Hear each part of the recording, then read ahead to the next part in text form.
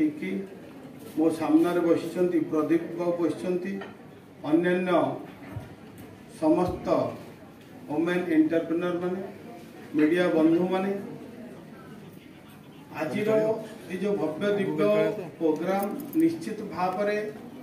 महिला मान को आग को नेबाई प्रेरणा दब आपण प्रेरणादायी हे मु आशा करुच्ची जे आपण मानकर ये उद्यम आग को आहरी जीव मुझे शुणी धरित्री मैडम ठारू 50-60 जन आरंभ कर आज पाखापाखि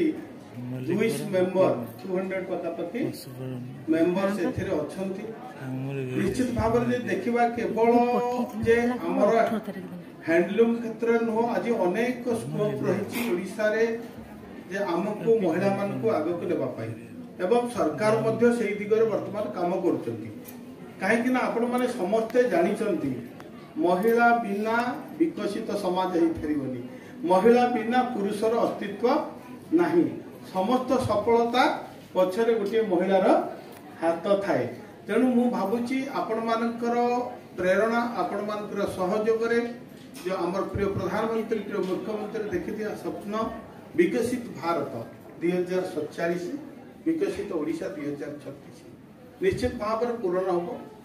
एवं एथिरे आपण मानकर जो भली उद्यम रही आज महिला एंटरप्रेन्योर माने बहुत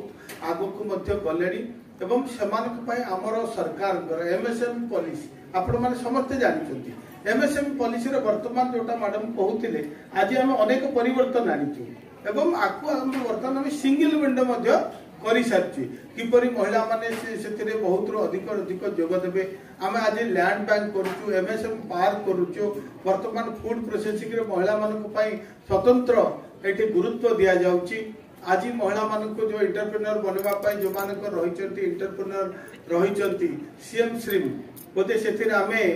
जो रही आपणकर लोन नौन तार जोटा कि लोन राशि मध्य सरकार जो इंटरेस्ट को सरकार बियर कर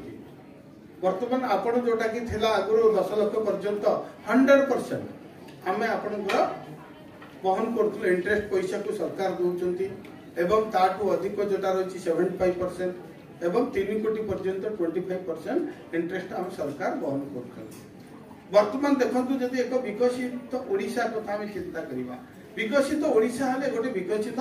समाज प्रथम आवश्यक एवं विकसित समाज हेले मु भाबुची विकसित परिवार दरकार विकसित परिवार मुख्य हल महिला।